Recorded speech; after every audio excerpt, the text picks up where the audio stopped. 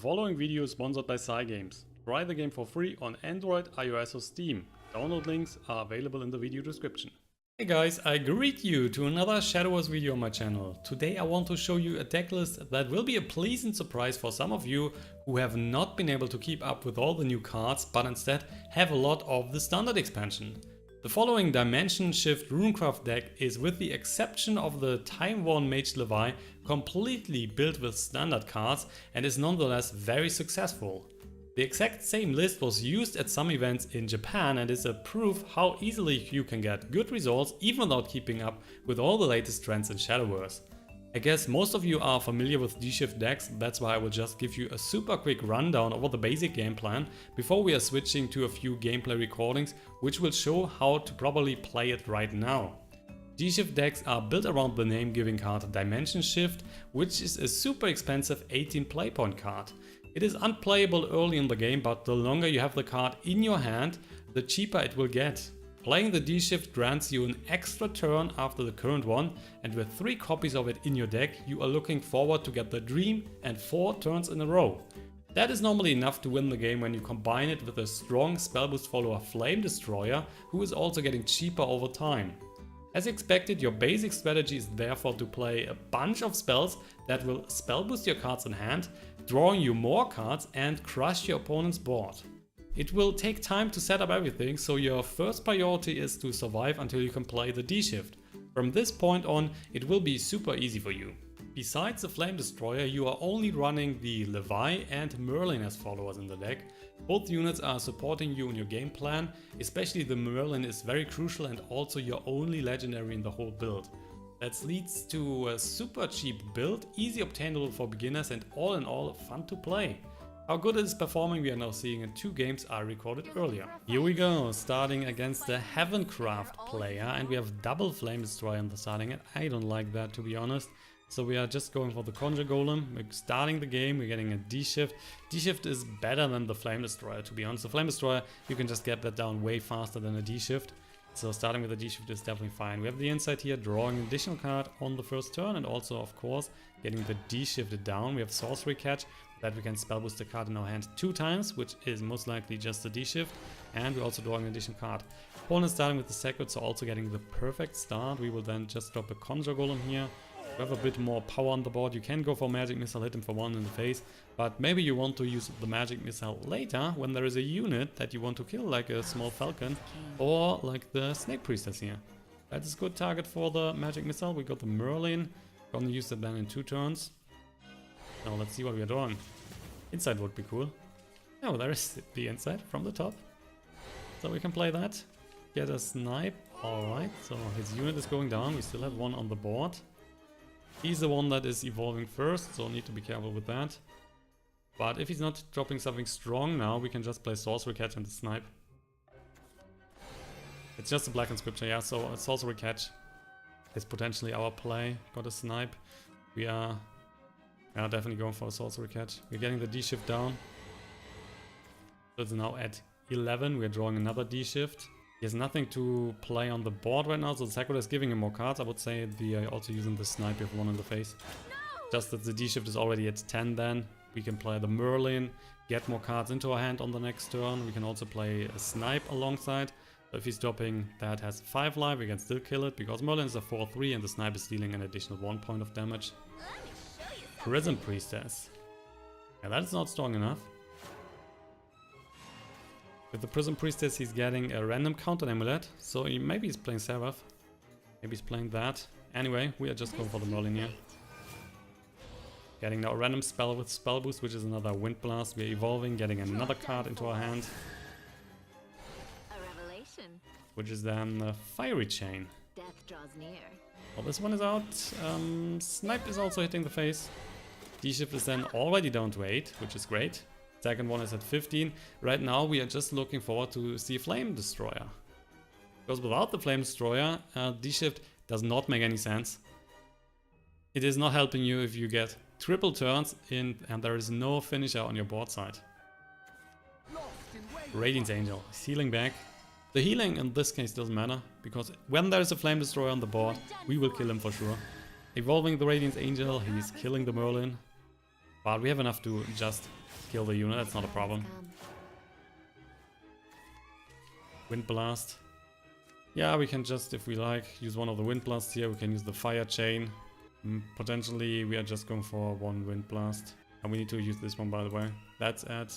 Oh, this one is at 1. The other twos are both at 3? Both at 3, okay. So we can use the Wind Blast. Kill his unit. So DSHIFT is now at 7. The other one is at 14. But we still need the Flame Destroyer. If we get the Flame Destroyer, the game should be kind of easy. Because the DSHIFT is already down so much. And we have enough spells here to get the Flame Destroyer down as well. Death Sentence. Destroying 2 random followers at the start of his turn. We just got another DSHIFT. That is not really what I like to see.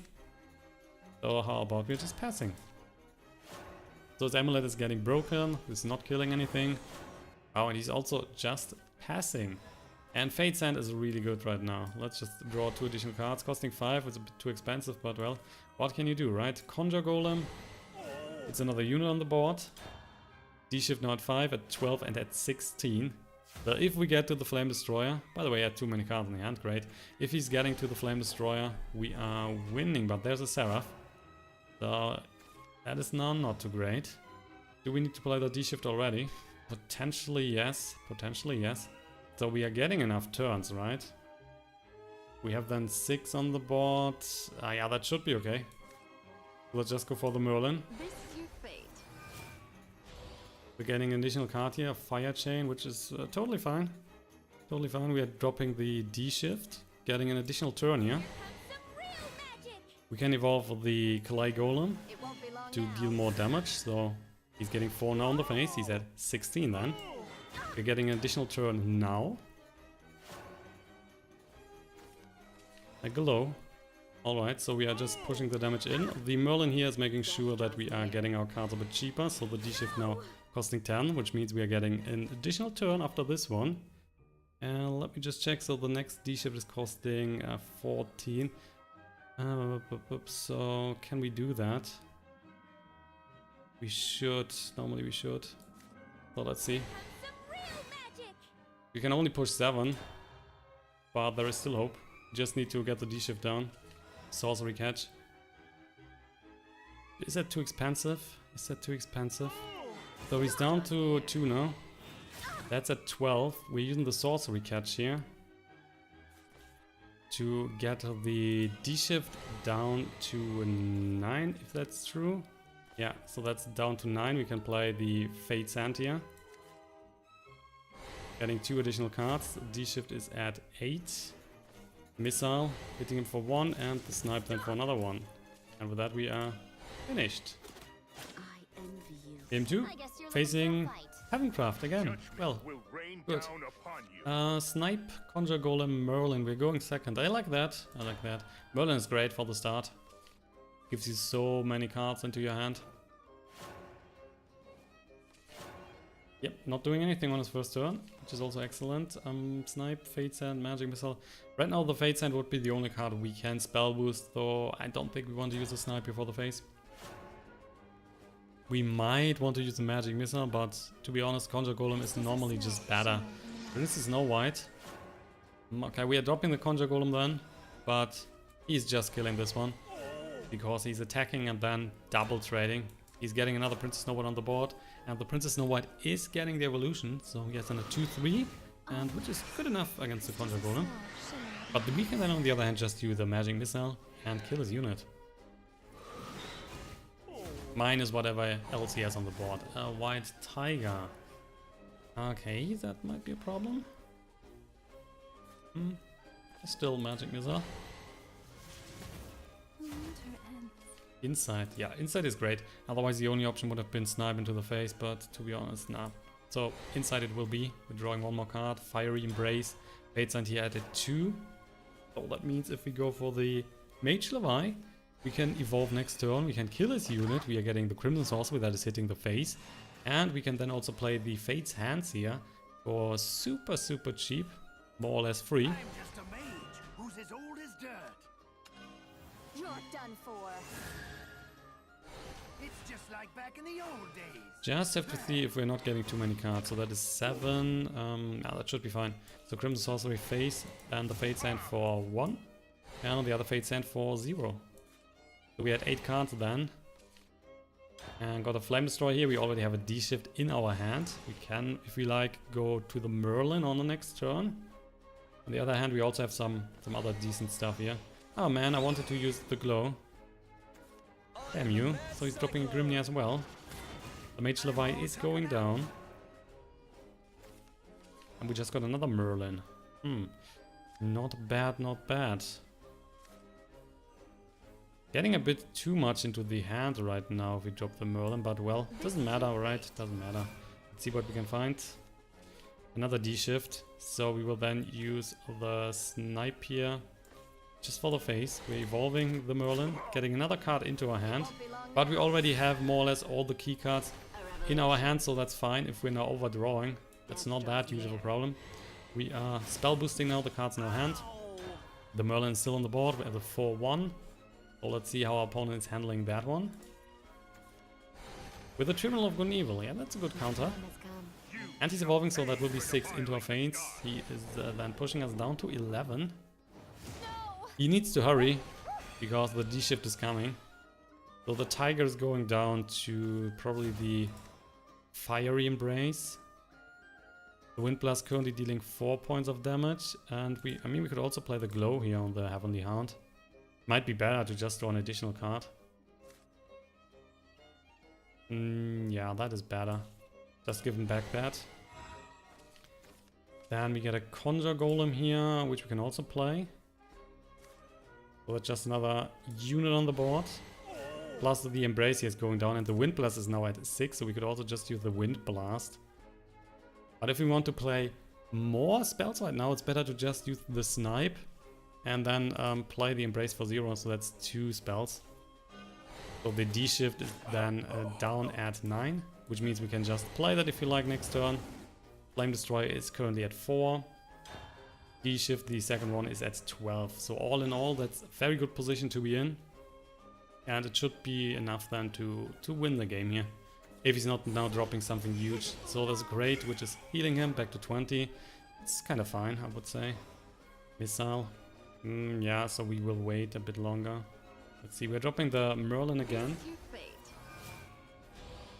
Getting additional card, another D-Shift. Wow, so the Magic Missile is also coming. Hitting the crate here. So he's down to 4. We get an Insight, which is also cool. We will then use the Insight, drawing an additional card. Another Magic Missile, we are evolving the Merlin. Getting one more Spell Boost card into our hand. Which is a Embrace. Okay, we're killing the crate, spell boosting everything in our hand, and another 2 into our opponent's face. D-Shift now at 6, at 9, and at 15, which means we can play the Flame Destroyer with the D-Shift next turn. Winged Sentinel Garuda. Okay, he's afraid. He's afraid of dying here. We are still at 8. Oh, okay, that is helping him. That is helping him, so maybe we wait one turn. With the branch here, he can now take a maximum of 3 damage at a time, so the Flame Destroyer is not strong enough. Just means that we want to play it a bit differently. Just want to play it a bit differently. So this one is just enough to kill both units. So I guess we're doing that. And we're also using the missile here for a bit of face damage. It's 1 extra face damage as another Flame Destroyer, great. So we are not giving him this one back, of course. Let's just play the Fire Chain. Kill everything here. He's down to 3 cards and he shouldn't be able to hit us here for 8. And we can then just win the game on the next turn because we have triple D-Shifts that we can play. So we might not see concede. Nah, he's still trying. So he's dropping the Tin Soldier and that is most likely it. Oh, even evolving. So that's an additional 3 into our face. It means we are down to 5. Still out of reach for him. Yeah, Heavenly Hound. It's fine. And Princess Snow White. No problem, no problem. We will just win now. We will just go for the Flame Destroyer here. We are going for the Conjure Golem. We are going for the Glow. Give him the Heavenly Hound back. We are going for a Wind Blast as well. With that we can just hit the Tin Soldier. And I guess he's now conceding. Yes, I've lost. Man, we had triple D-Shift here in our hand. Damn, the last opponent really hated the D-Shift combination, was not giving us a chance to play that. We had triple D-Shifts ready to be played on the board and crushing our opponent's dreams. Anyway guys, so as you could see in this video, the good old school D-Shift deck is still running perfect, so you are in no need to have a lot of new cards. You can just, if you just start the game, if you have a lot of classic core set cards, you can still play and build a viable D-Shift deck that is running kind of good right now on the ladder as well. You can of course upgrade that a bit with some newer cards if you have those, but it is still running good.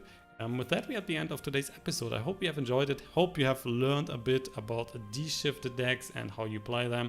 And I will be back with a new Shadowverse video next week. So check it out.